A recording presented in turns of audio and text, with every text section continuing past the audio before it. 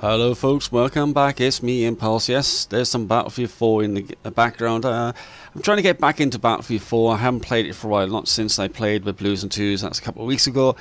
And to be honest, you can see in this game, I am not doing very well. I definitely have to get my ass back into this game. However, I am back and doing videos once again. Yes, hallelujah. My telephone line's a little bit more stable now, guys. I'm only getting half my upload speed, though. However, I have to give it at least 14 days, 12 to 14 days to stabilize first before before I get in contact with them saying why have I only got half my upload speed.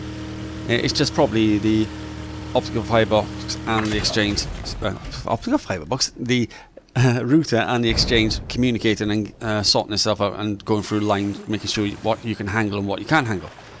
So that's not too bad. So I'm going to wait to see what's happening. I found out why my telephone line was playing up. The roadworks down the bottom of the street was to do with OpenReach and BT. It's to do with optical fiber. Quite simply, what they do, once they put all the optical fiber box up, they connect the first box to the exchange, and then they go from the first box to the next box. They just completely put power lines and cables from one box to the other box and to the other box and so on. And they're now doing that to mine. They've dug up, put cables in from the optical fiber box, which is in the opposite street from where my cab and optical fiber box is. They're about 100 meters at most, and they've run wires straight across the road, underneath the road, straight across down to the optical fiber box. So they got all the wires in. It's probably got the power supply in. So now they're now going to be doing that stage where they have to test it to make sure it's perfect, to see if there's any faults in there. And if there's any faults, they have to go back in, swap a few things around, see if they can stabilize it, and then so on. My cab unit, which is right next to the optical fiber box, has already been adjusted for optical fiber. It's already had some connectors in there, so there are 200 connectors in there for optical fiber. However, my cab unit only has 200 telephone lines, which means in theory everyone can have optical fiber on that cab. Thank God. Yeah. However, as I said, I do have aluminium, which means I do lose 50% less signal than most person with copper line. However, that's over. So for argument's sake, I live around about 2.5 miles away from the exchange. It's either 2 to 2.5 miles from the exchange, I think. And if I was on copper line, I would be getting around about 6.5 to 7.5 meg. I'm getting 3.5 meg, so I'm losing 50% more signal at that distance. However, my ping rate is still at the 9 millisecond ping rate from the distance, which is absolutely good. So the line's good for ping rate, it's just not very good for download and upload speed. If I get optical fiber exchange box done, sorted, I probably would be having a really good connection, so that'd be absolutely fantastic. Ooh, got a kill. Yay! But now it's that time of waiting to see how long it'll take them to sort it out and get it ready, and to say yes, they are taking orders. So I'm going to have to keep an eye on this, so it's going to be a pain in the butt. It's the only slowest part of this completely. Yeah. Also, I know I only did one video last week, but at the end of the day, I was full of cold and I didn't really want to struggle. It was bad enough trying to work with the damn cold I had. It was an absolute nightmare. I just couldn't handle it.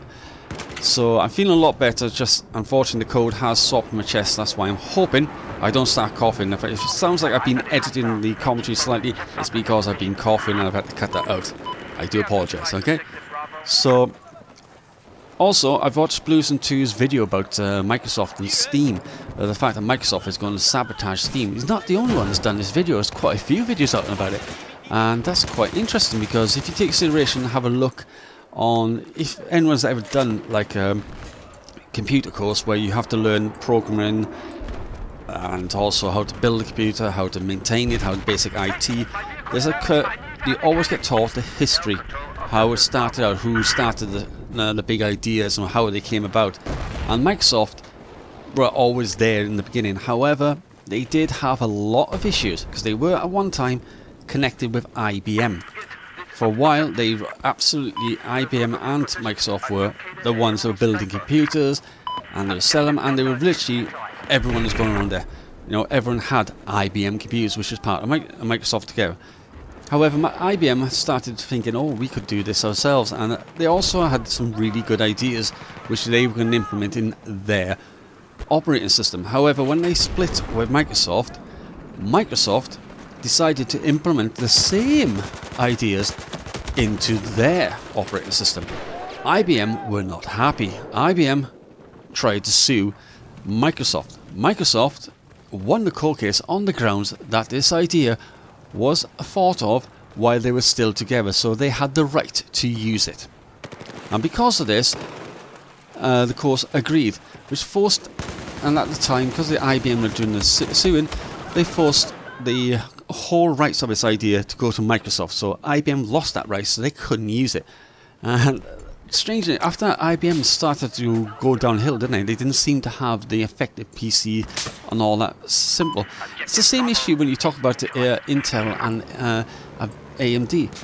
AMD was only came about because Intel, I believe that AMD was created by a few people who used to work for Intel, and I think they started AMD because they were not happy with the way that Intel were going, because Intel were building CPUs, and because they're the only ones that could build the CPUs, they started getting really complacent, and the CPUs weren't as good as they thought. So somebody created AMD, started to compete with Intel, and you take seriously Intel and AMD for a long time. They, Intel had a little bit of drop over AMD, but it was like, say, 50%, 55% over 45%. It would vary. However, the market was almost split until the dirty tricks routine.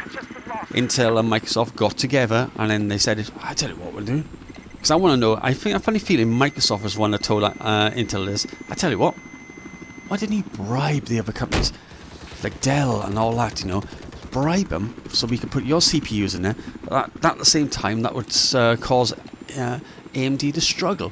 And they did it, and what happened? AMD did struggle. However, I still reckon if that never happened, AMD probably could have been the leading CPU manufacturers at the moment, because they were better. They always have better. I still don't know how the hell I died here. I'd killed in action. How? I'm welding a helicopter. I was inside the helicopter, so how the hell did I die? Oh, great, innit? Yeah. So, Microsoft is known for dirty tricks, so, to be honest, Microsoft trying to sabotage Steam? Yeah, I can see this happening. However, this will probably stab themselves in the back, because how many people will stop doing Windows? Because you probably see a lot of people thinking, right, if you're going to do that, sod this, I'm going to go and play on the PlayStation, as my friend Bluez and 2 said. Or they might decide, oh no, let's go and use a Linux-based operating system, which you take consideration, you put a Linux-based OS against Windows 10, you'll find the Linux base is always better. Every Windows, except for Windows XP, every Windows versus Linux has won. They were better, they were faster, they're more reliable, except for when there's XP, because XP, even every person who created Linux said XP was the best OS at the time. I don't think Microsoft have ever come better than Xbox. The Xbox was their XP was their pinnacle of OS, and I think that's why they just trying to get their crown back, and they're not going to get it, because at the end of the day, you cannot force companies, sabotage companies, because it's only going to destroy your credibility. Hopefully now, because this is out now, Microsoft might say, we better not try this. And the only reason I think they're doing this is because the fact that they cannot force Steam to do anything, they're not getting any money out of Steam. EA, Uplay, there's a couple of others, pay Microsoft. They give Microsoft a little bit of money. So, they have, Microsoft has some say in it, so that's why Microsoft allow them. But they do not have control over Steam, and that's what's annoying them the most. Oh well, let me know what you think of that, because I would love to know your reasons. I know Bluez is 2's reason because of in the video. Hopefully you'll find out. Until then, it's me, Impulse, signing off and just dying like this. Catch you later, guys. Bye for now.